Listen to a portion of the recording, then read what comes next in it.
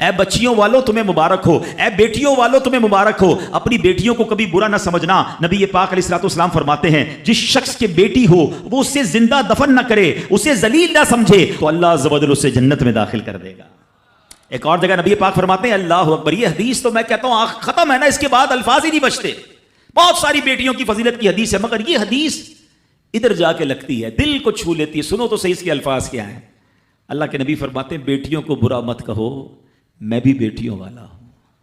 ہائے ہائے، ختم ہو گئی نا بات ہے۔ اللہ کے نبی نے صلی اللہ تعالی وسلم نے اپنی نسبت بیٹیوں کی طرف فرمایا میں بھی بیٹیوں والا ہوں۔ بے شک بیٹیاں تو بہت محبت کرنے والیاں، غم گسار اور بہت زیادہ مہربان ہوتی ہیں۔ سنو بیٹیوں والوں اور بہنوں والوں، اللہ کے حبیب کیا فرماتے ہیں صلی اللہ تعالی علیہ وسلم، میرے نبی کا فرمان ہے کہ جس کی 3 بیٹیاں یا بہنوں کی اس طرح پرورش کرے، ان کو ادب سکھائے، ان سے مہربانی کا برتاؤ کرے، یہاں تک کہ اللہ عز و جل اسے بے نیاز کر دے، یعنی ان کا نکاح ہو جائے، تو اللہ تعالیٰ اس کے لیے جنت واجب فرما دیتا ہے۔ یہ ارشاد سن کر ایک صحابی کھڑے ہو گئے ہیں۔ صحابہ کے سوال بھی بڑے کمال کے ہوتے ہیں۔ یقین کرو ہمارے بہت سارے کام سیدھے جو ہے نا، ہمارے لیے بہت ساری آسانیاں صحابہ کے سوالات نے کر دی۔ اب ہو سکتا ہے یہاں میرا کوئی بھائی ایسا بیٹھا ہو جس کی 3 بیٹیاں نہ ہوں، وہ کہتا ہے میری تو 2 ہیں۔ صحابی نے سوال کیا حضور اگر کسی کی 2 ہوں تو اللہ، اور 2 لڑکیوں کی پرورش کرے، تو ارشاد فرمایا اس کے لیے بھی یہی اجر و ثواب ہے۔ راوی فرماتا ہے یہاں تک کہ اگر ایک بیٹی کا بھی لوگ ذکر کرتے تو نبی پاک اس کے بارے میں یہی فرماتے۔ مگر ایک روایت اور بھی موجود ہے کہ ایک صحابی نے کھڑے ہو کر کہا حضور اگر کسی کی 1 بیٹی ہو، اللہ کے نبی نے فرمایا 1 بیٹی ہو تو بھی جنت واجب ہو جاتی ہے۔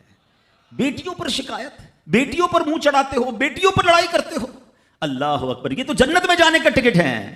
تو اپنی بیٹیوں سے پیار کریں۔ اور باپ جتنے بیٹھے نا، مجھے پتا ہے وہ میری بات کی تائید کریں گے، شاید پیدائش پہ منہ چڑھایا ہوگا کسی نے، لیکن آج بھی باپ سے زیادہ کلوز بیٹی ہی ہوتی ہے۔ پیار وہ باپ سے بیٹی ہی کرتی ہے۔ گھر جاؤ تو بیٹی باپ کا انتظار زیادہ کرتی ہے۔ اور اسلام عورتوں کے حقوق کی شاندار انداز سے بیان کرتا ہے۔ اللہ کے نبی علیہ الصلوۃ والسلام فرماتے ہیں جب کسی کے ہاں لڑکی پیدا ہوتی ہے، سنو، گھر پہ مہمان آئے تو اچھا لگتا ہے نا، اور کوئی بڑا اہم مہمان آ جائے، کوئی بڑے بزرگ آ جائیں تو کتنا خوش ہو جاتے ہیں آپ۔ کئی ایسے بزرگ ہوں گے، کئی ایسے علماء ہوں گے، کوئی ایسی شخصیت ضرور ہوگی جس کو آپ اپنے گھر بلانا چاہتے ہوں گے، مگر آپ سوچتے ہوں گے یار وہ میرے گھر کیسے آئے گا، بہت بڑا آدمی ہے، بڑا مصروف شخص ہے، پسند تو مجھے بہت ہے مگر میں گھر نہیں بلا سکتا۔ سنو، جب تمہارے گھر بیٹی آتی ہے تو پتہ ہے کون مہمان آتا ہے؟ اللہ کے نبی فرماتے ہیں جب کسی کے ہاں لڑکی پیدا ہوتی ہے تو اللہ عز و جل فرشتوں کو گھر بھیجتا ہے۔